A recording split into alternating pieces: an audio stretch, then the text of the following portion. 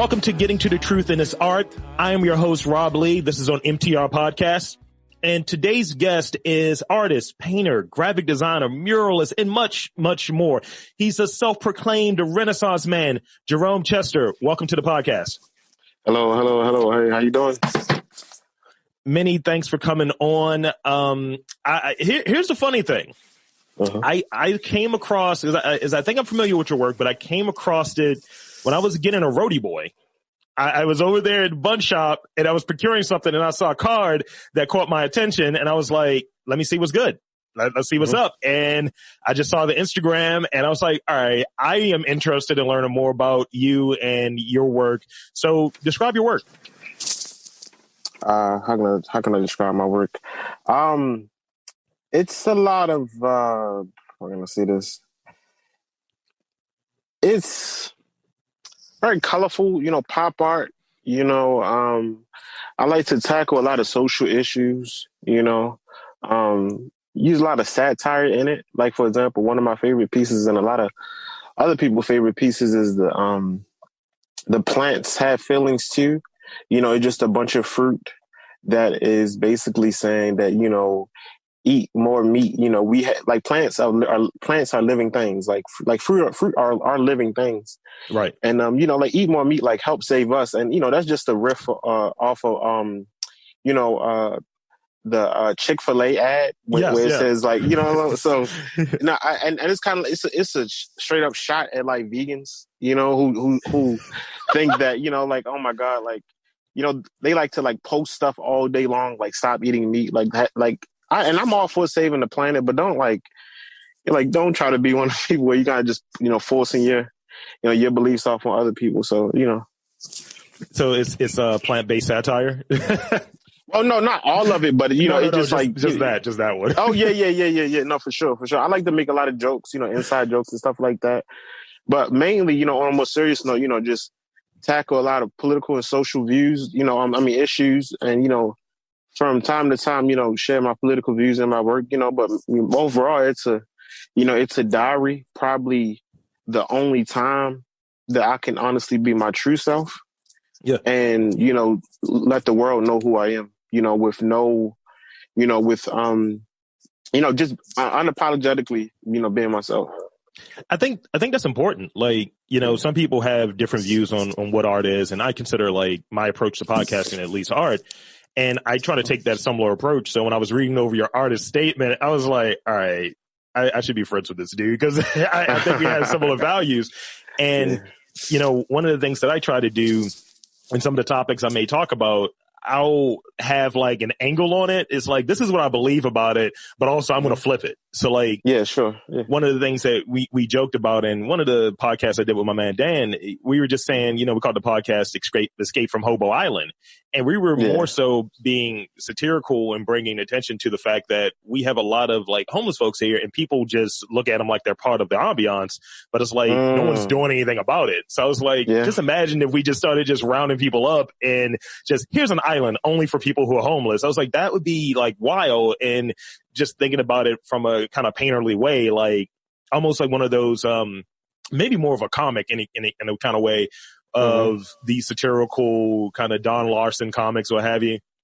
So I think it would be kind of interesting, but it's an interesting take on it. So the satire, the witty approach to things really catches my mind. What's so funny? I like to jump back and forth. So there's actually like,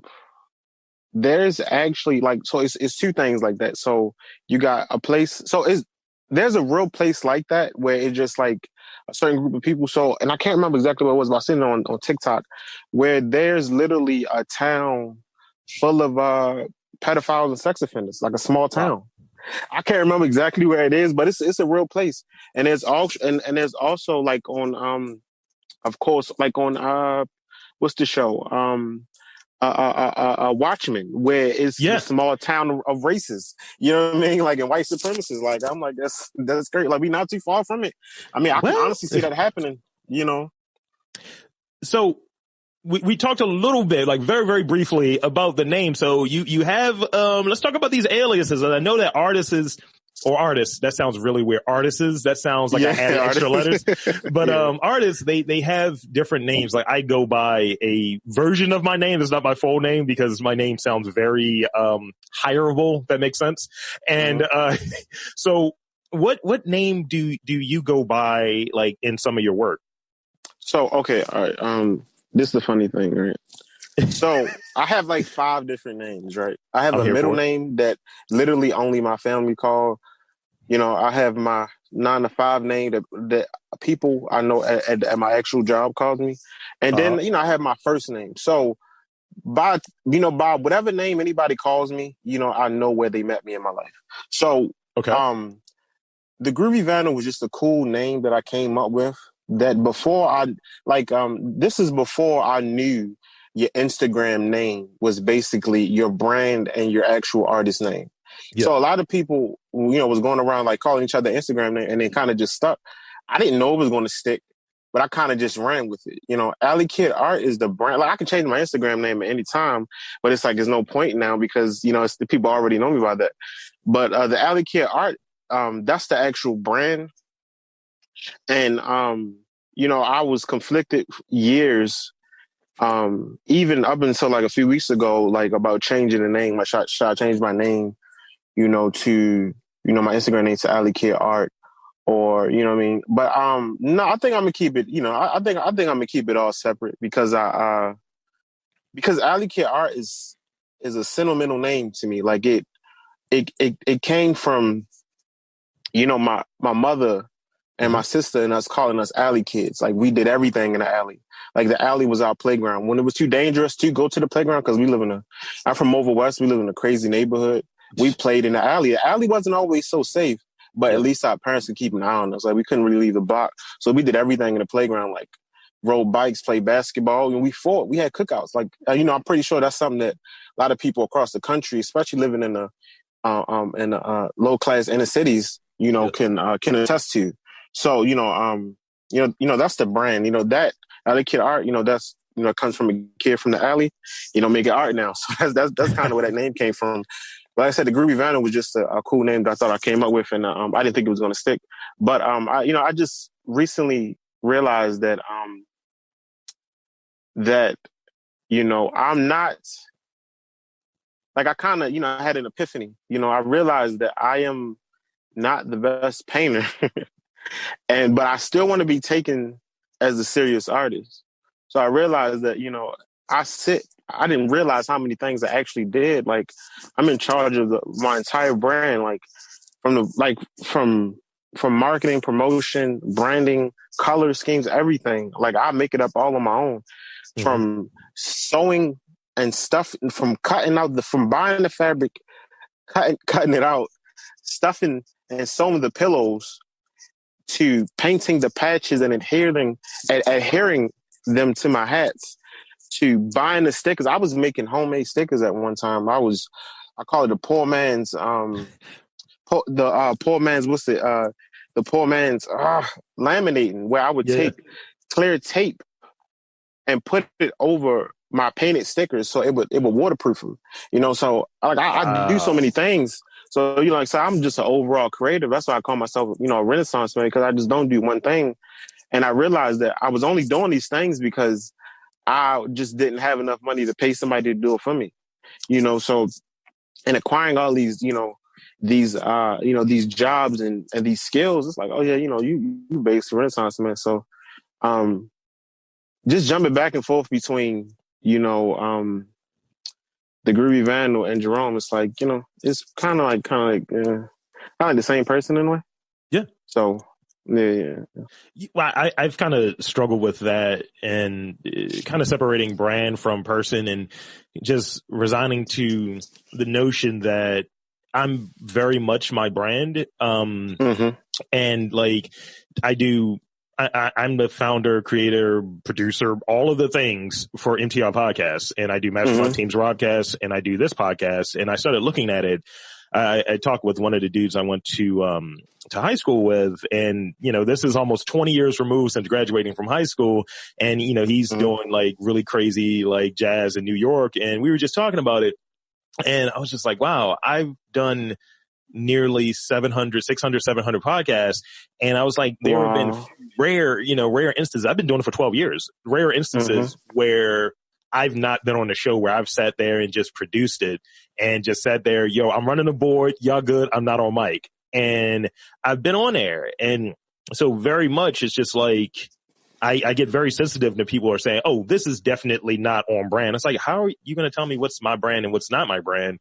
And exactly, I had to realize that and be protective of that, and making the choice to kind of try to separate things a little bit, where I don't call this Rodcast. This is Getting to the Truth in His Art. This is under that banner of MTR Podcast, MTR the Network, all of that. But really, it's me being very unapologetically supporting of Baltimore, supporting of creators, supporting of entrepreneurs.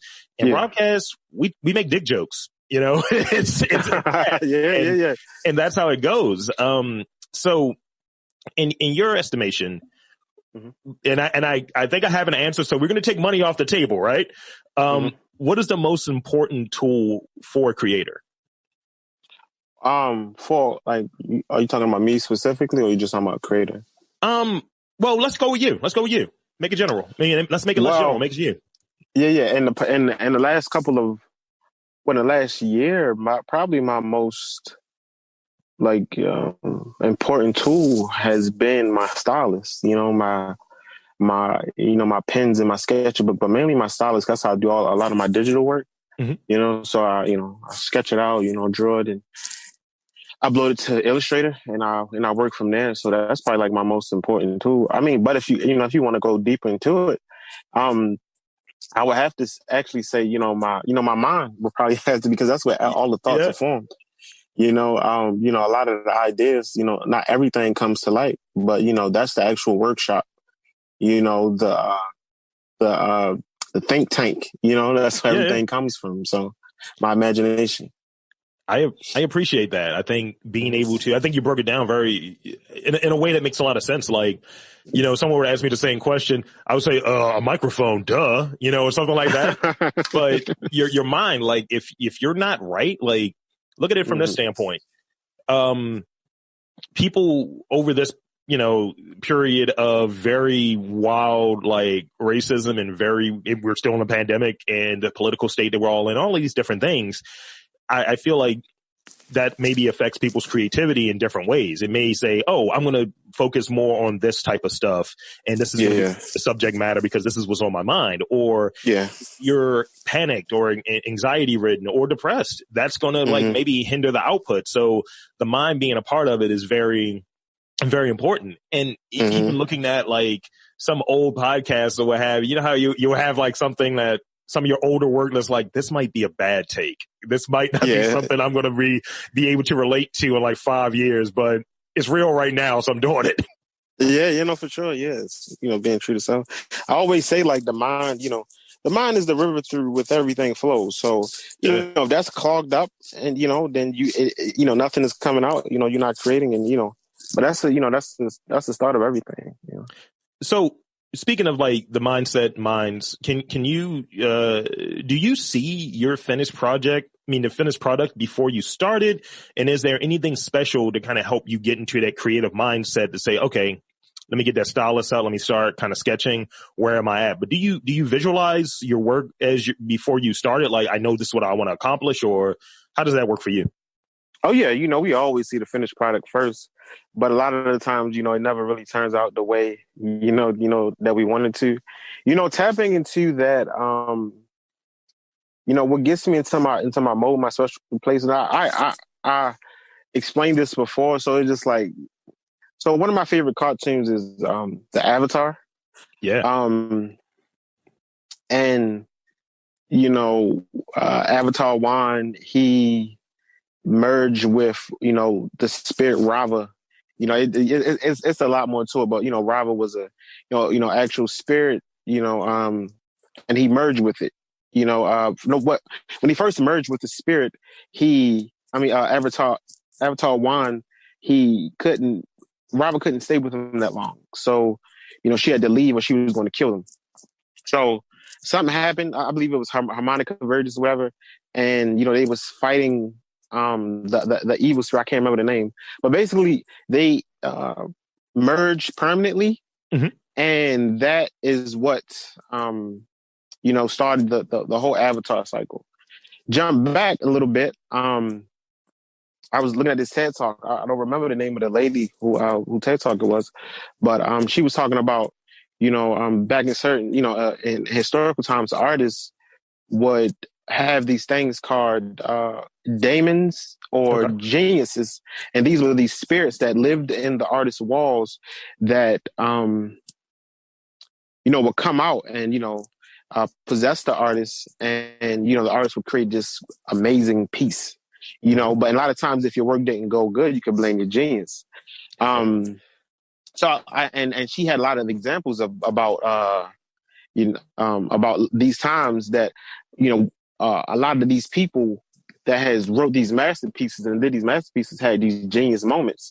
And as I said up here and thought about it, like, everybody has a genius moment. I have them all the time where I'm making a sandwich, I'm walking down the street, or I'm doing this. And that made me think, just merging the two things together, we don't have, like, the avatar and the genius. The genius, it doesn't come out of the walls. We emerge with it, it just comes around, whenever it wants to, so, sorry for being long with it, but No. that's how I see it. Like, I just kind of just pick the pencil up, or pick the pen up, and just kind of just start going, and kind of just, wait for that to happen. A lot of times I'll just don't do nothing, and I'll just, just going about my day. And I always get hit with something. But the funny thing is, though, a lot of these ideas I'm working off, a lot of them are like months and years old. So I got a lot of stuff in the chamber, that hasn't seen a light of day. Even ideas from when I was in like high school and middle school, I'm still, trying to get out. But I kind of, so basically, I kind of just live my life and kind of just wait for that moment to happen. Then I, get the writing down and, working out a plan how to get out. It's like you get hit with it. You get hit with the Holy Ghost of creative spirit or what have you. Yeah, for the most part.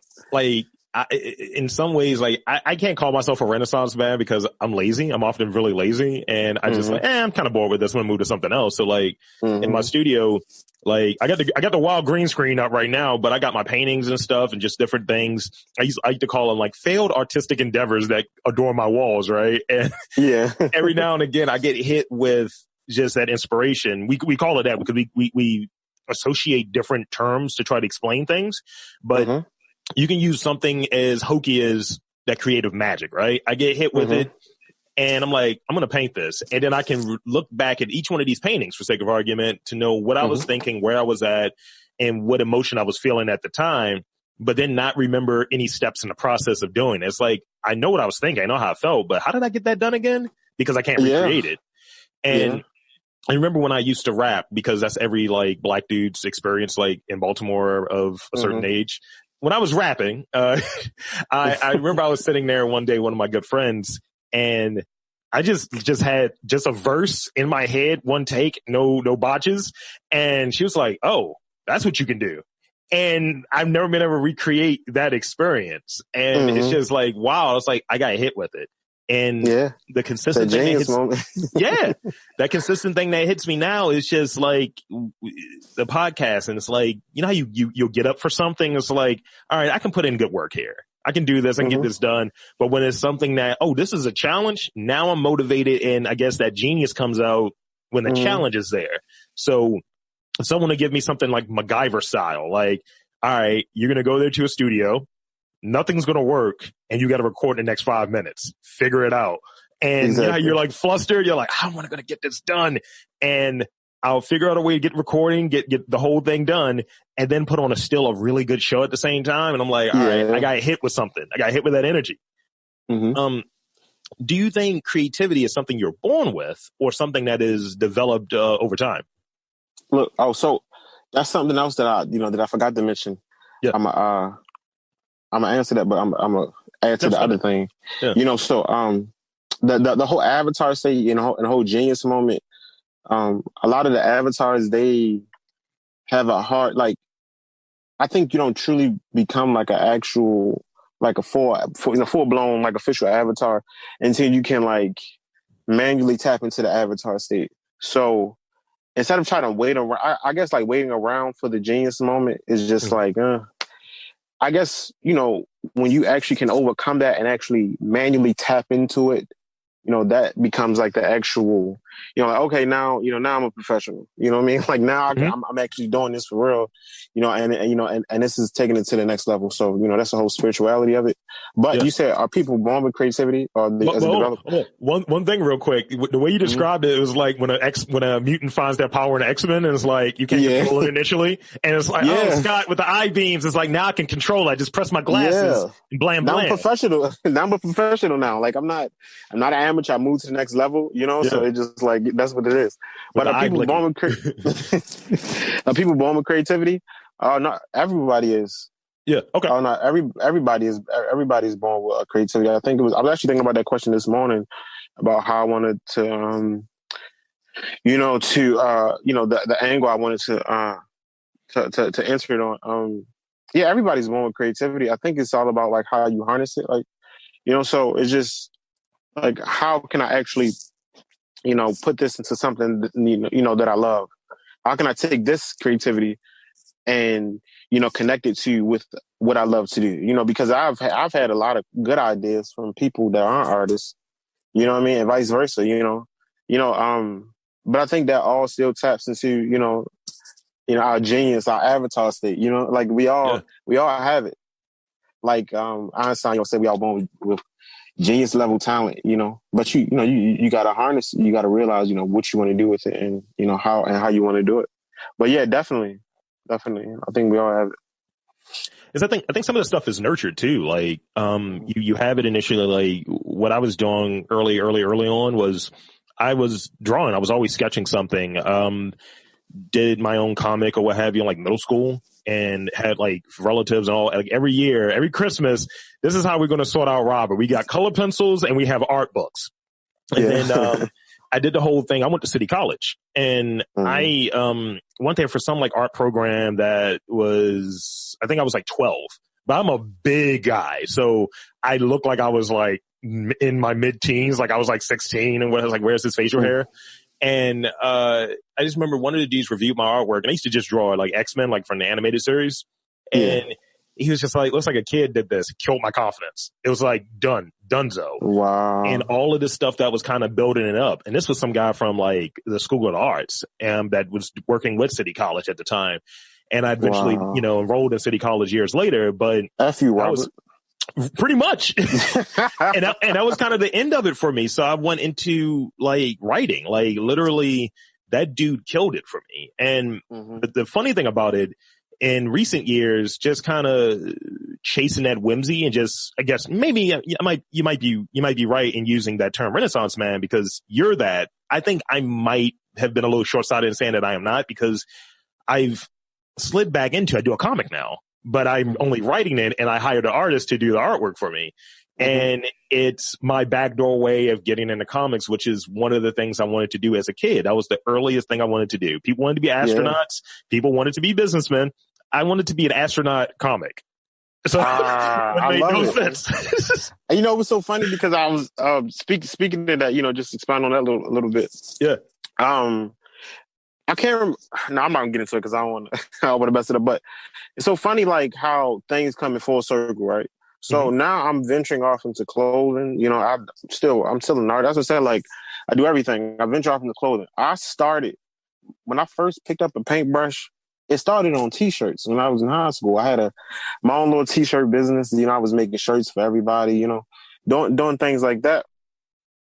But my earliest idea, like before, like after I realized, you know, okay, I want to be an artist. The second thing that came behind that is I want to be an inventor. You know what I mean? Like I want to invent things. And it's so funny because like now I'm coming back to that like actual design. You know, so I'm sitting up here like I even still got the sketches. I'm gonna put them on Instagram when I get a chance. I still got the sketches of the ideas that I had when I was in high school. Like I remember when I was in sixth grade, and I said I seen a young guy sitting there with headphones. Yeah. So sixth grade for me was like it was like 03, like 04 or something like that. So 02, 03. So I seen a guy with headphones over his little skull cap, whatever, his little Yeah. beanie. And I was like, that'd be so cool if they had a skull cap with earphones in it. Or like That's my aesthetic right now, by the way. or the CD player watch, or Oh, snap. the what is it? I had the grenade air freshener. I had something called shocks that was slippers and socks. I had so many ideas. You know what I mean? Like, and this is me like early on. And my most famous invention. Don't laugh at this, please. It was this is, and I was I didn't know about what was going on in the technology world. And I love technology. Yeah. I just knew this was going to give me a bunch of money. The cell phone beeper.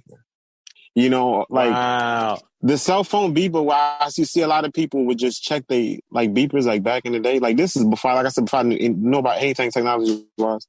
Yeah. I just knew that was going to get me a bunch of money. Like I was like, people could just have phones they could just flip over and Wow. just call people.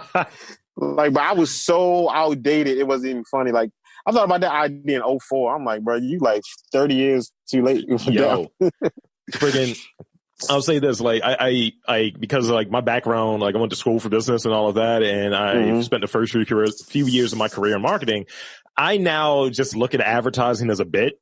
So one of the bits we did on Robcast was Big Daddy Cane Sugar, and, you know, ain't no half-stepping when it comes to flavor. And oh my goodness, it's a good clip. It's a good clip. Yeah. And, you know, it's just like things like that. It's usually the result of me just writing down, because I'm a pun guy, so I'll write down things. I was like, all right, there's a way to work this in and see what happens. So let's see. I got a few more questions before we wrap up and give you an opportunity to shamelessly plug your brand, or brands, as it were. Describe your biggest accomplishment in your work. And this is always the tough part about this one. What will be your next accomplishment? Let me see. That's that future visualization right there. Yeah, not for sure. So, before I, you know, started to really gain knowledge of self and realize that, like, you know, of course I want to be this world famous artist, this world famous creative, you know, respected all over. You know, one of my biggest inspirations, Takashi Murakami, like, you know, Hebrew Brantley. But I realized that one of my biggest accomplishments, you know, was actually being a teaching artist, you know, helping helping the youth, young adults, teenagers to harness, you know, their work, their creativity or whatever they do. And, you know, somehow, you know, profit off of it, you know, in so many ways.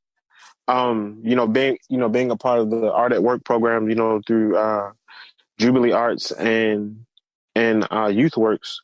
That was like one of my biggest accomplishments. And, you know, we collaborated with children and we did like murals throughout the city. You know, I did it like 3 years in a row. I was supposed to do it this year, but COVID happened and, you know, that's how that happened. You know, stepped on the tenant bent and that's the way it went. But, you know, hopefully I hope to be returning next year. And what do I hope to accomplish? Just not being just put in a box. You know, I don't want to be like I said, this year was a year of a realization for me. You know, I just realized that, you know, you aren't just this one thing. Yeah, you like to paint. You like to, you know, you like to do graffiti.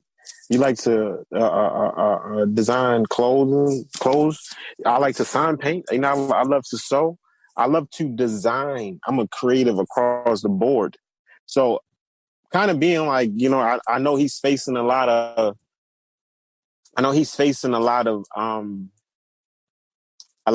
flack right now, but kind of be like the cross between, you know, Kanye, Nikola Tesla, and what's my guy name? Oh, what's his name? Elon Musk. Okay. You know what I mean? Like, just be all those things. And, you know, with Takashi Murakami, Hebrew Brantley mixed in it. I want to do all those things. I'm not just, like I said, I'm just not just boxing and doing one thing. And I was thinking about it. I was like, am I branching out too early? with the merchandise because I realized that like, you know, Murakami and everybody, they didn't really do that. You know, just, doing a little unconscious comparing thing that they say we shouldn't do, but we do anyway. And we lie to ourselves and say we don't do it. But I was thinking early on and like, am I merchandising stuff too early? You know, and my partner was like, no, because I was like, I don't want to be like, it's his place in here. I'm not going to name him. You know what I mean? But it's like, you know how it is with those places, like they like stereotypes. Mm-hmm. You'll go to like a place that is just like, okay, we got pizza, we have a daycare, we have a laundromat. You know what I mean? But it's like, why not? You know what I mean? Like you're limiting yourself. Get all get it all that get it all that you can. Like don't put a restraint on your on your potential. Like you can do everything. You can. It's like do the things that kind of make sense to go along with each other. Like I get what you're getting at. Like, I have a few pieces of merch and stuff. I do the podcast. I want to do video, doing some screenwriting. I do the comic book. All of these things, ultimately, the creative engine or what have you, I think do things that are complementary. And I think what you described, there's nothing wrong with that. Do that thing. It makes sense to do it. But also, you don't want to fall to a spot where it's like someone that's like, I do nails and taxes. It's like in the same place, isn't that an air issue there? Like, yeah. Because you'll run into that like Apex nails and like tax preparation. It's like how? Yeah. Now I also get what you're saying too, though, because as I said, think about it. Most of the stuff I do go hand in hand, like art and clothes and art and design. It's like you said, it does go all it is all complementary and all does go hand in hand. At one point, I had one of my good friends. We had this partnership. We were going to design T-shirts, and this is like after college. So this is like 2004. No, this is while we were in college. This is like 2004, and I had like this screen printing software, something that I jailbroke, stole, did the whole thing with, and our shirts were a derivative of Echo at the time, and we were using unlicensed images from Marvel Comics. And we were doing that. We were doing like, this is the block or what have you. And it was just like Colossus, like stomping out like this cement thing or what have you, or Nightcrawler or just different characters. And that was just where we were at. That was the sketching off point. And it didn't go anywhere, but just the foundational, the roots of like kind of what our interests were there. She went off and she did her own clothing line with her own designs, her own logos and all of this stuff. And she does or did until COVID, the festivals and things like that, selling her wares. And me, I backdoored into doing a comic that's a pastiche of SWAT Cats. I don't know if you remember that cartoon, but it's a pastiche of that. And I think if things make sense, you just do them, do what you like, and and just be accountable in it. So I got like 2 more questions and then we're out of here. So what's unique about the art scene in Baltimore? And actually I'm going to combine this question. And in that, because this is the Baltimore question, what's unique about the art in Baltimore? And if someone asks you about what are things to do in Baltimore and they're coming here for a weekend, what would you tell them to do?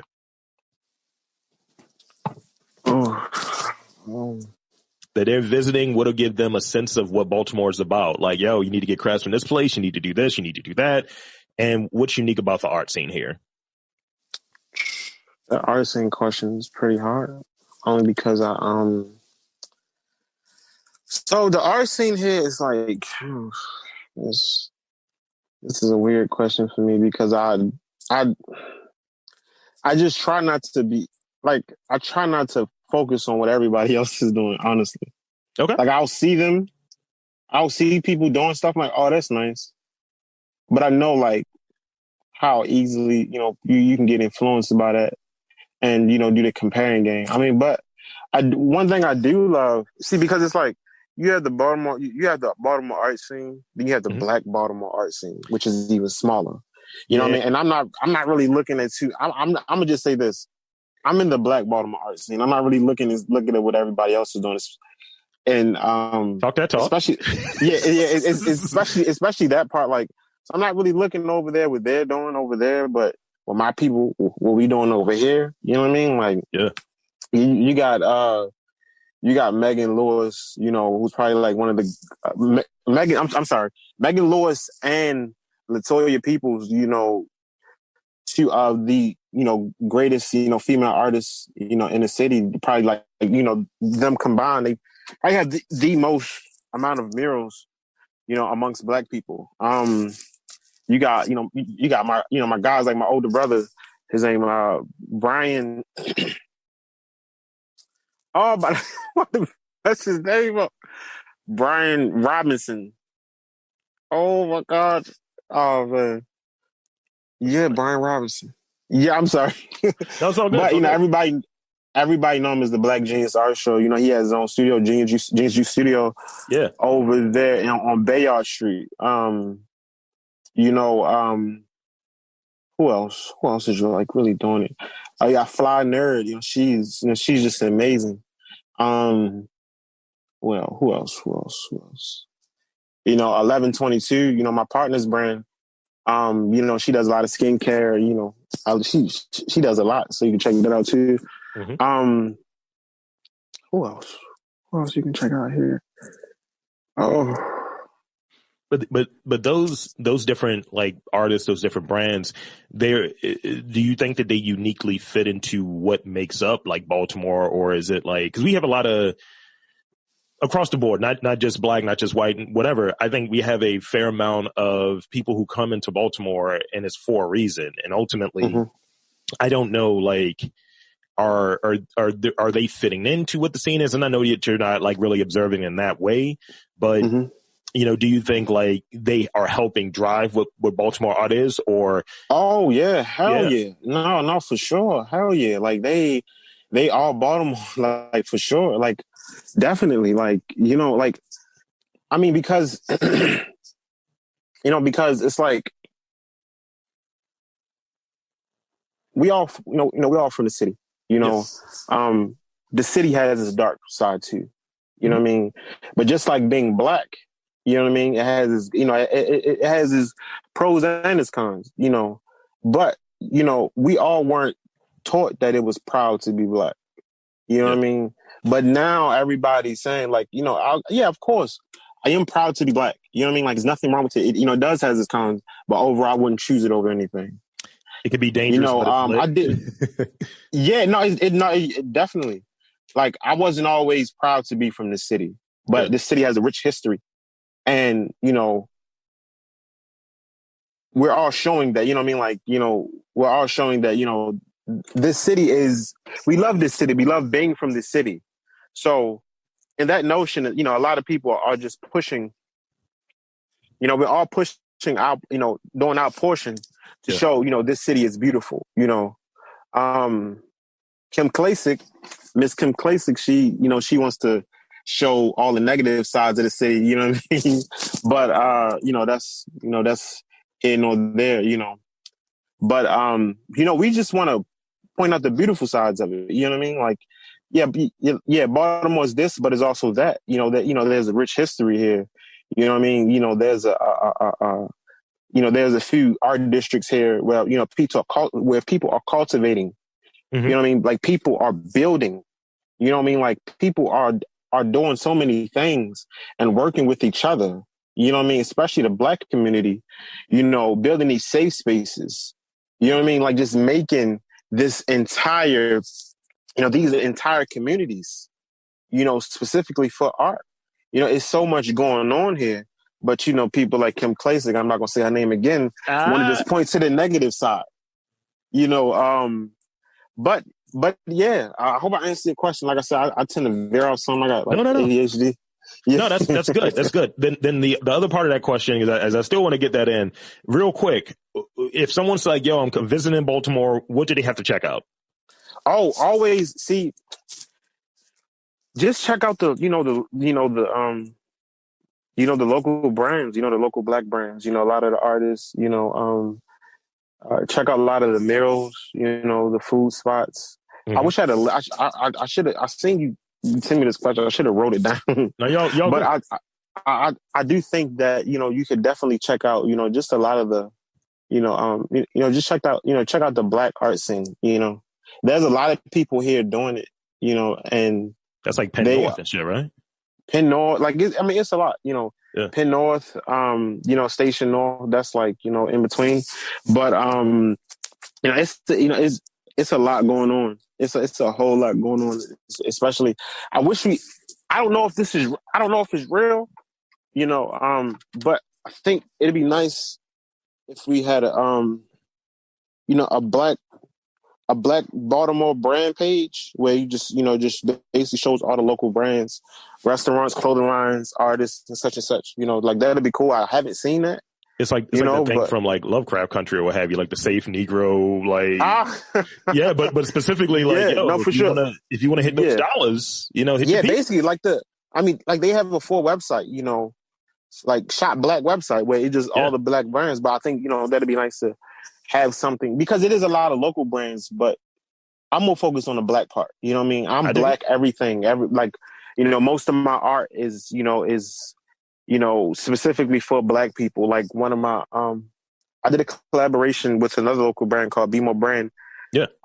We collaborated on a t-shirt. And it was a design that I did about the Baltimore Black Panthers. I'm just a huge fan of what they represent, and I didn't know it made sense because my mother told me my great uncle was a Black Panther. I didn't know we had a Black Panther chapter here, so I did my research and I came up with a design like over west. And it was like somewhere I forgot exactly where it was, but it only lasted 4 years because the way the corrupt government the biggest gangsters in the world dismantled the Panthers. It was not funny. Yeah, but like I said, most of my stuff is just Black inspired, from everything I do. My Black Panther design, my, the Black dollar equals Black power, that has, so many, that I wanted that to be like, have so many uses, also like, I was just even thinking about like, from the mindset of me designing that was like, what if we just had a Black, an actual just Black currency? Maybe this could be on the Black currency. And I think I think the answer to part of that, the Black currency, I think that is blackness. I think that's the currency. Mm-hmm. I think that's the way it's almost like your credit. It's like your black worthiness or what have you. I think that's the thing that gets thrown around, and sometimes it's weaponized, but sometimes it's that sign of being accepted into the Black community in that way of, they'll say like that saying everybody that is your skinfolk ain't your kinfolk. It's kind of that. Yeah. Oh, yeah. Yeah. So it's like your relative blackness, whatever because we devalue it, but blackness is the engine of a lot of stuff that happens in this country or what have you. And then it gets rebrand really quickly. And, for some of my views in that kind of space, I've had white podcasters not want to record with me because I'm being described as militant. And I was like, nah, just Black. Wow. I don't do that whole thing. I'm Black with a little Indian, because my hair is straight or what have you, like the little bit I have left. So the last question I have, then I'll give you the opportunity to shamelessly plug your brands, what have you, your sites and all of that stuff, socials and all of that. What is the last song that you've listened to? I'm big on music. About, okay, shout out to my older brother, in spirit, raised, may his spirit live on. Nipsey Hussle, he had a lot to do with my,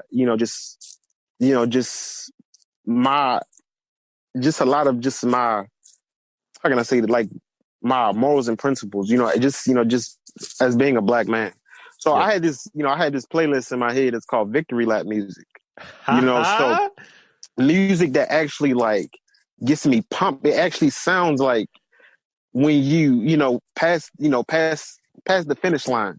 You know what I mean? Like just this celebratory music. And I'm getting chilled just thinking about it right now. Benny the Butcher just put out this phenomenal album. He had 2 songs on there. One song is so it's 2 songs that I put in my Victory Lap music playlist. Yeah. It's Timeless. You know, it's Timeless. A song with Lil Wayne and a verse that we could have did without from Big Sean. Oh, and okay. Also a song at the end called Legend. Oh my God, that song is. I love that song so much. I listen to that song like 3 times a day. That's fire. So, yeah, I had 2 songs that I've been listening to that would kind of be in that victory lap like playlist if I were to do one, which I might have to steal this idea. I've been listening to that Dynasty intro from like 2000 because just that beat is so fire, that Jay-Z joint or have you. Yeah, and the other one is the J-Rock joint. I think it's J-Rock Win. I haven't heard that. And it's like win. F everything else, just win. Yeah. That's my song. Yeah. Yup. That could definitely be in the victory lap. I just like, all right, dude. Like, no excuses. Just win. That's what we're going to do. Gotta do what you gotta do, man. All right, so real quick, social media, where can he find you? Where can he check out your work? Where can he hit you up? Well, my website is alleyKidArt.com. That's why I sell a lot of my merchandise, my hoodies, my t-shirts, my hats. A lot of my original work, my prints, sketches. My Instagram is The Groovy Vandal, TheGroovy You can. I don't really be on Facebook like that, but my Facebook is Jerome Chester. Yeah. Yeah, that's pretty much. But alleyKidArt.com. That's the main site. That's where I have everything. In case you want to check it out. That's a big bet. So I'm gonna do my sign off. So for Renaissance Man, for the Alley Kid, artist, the man Jerome Chester. This is Rob Lee saying that there's art in and around Baltimore. All you have to do is look for it.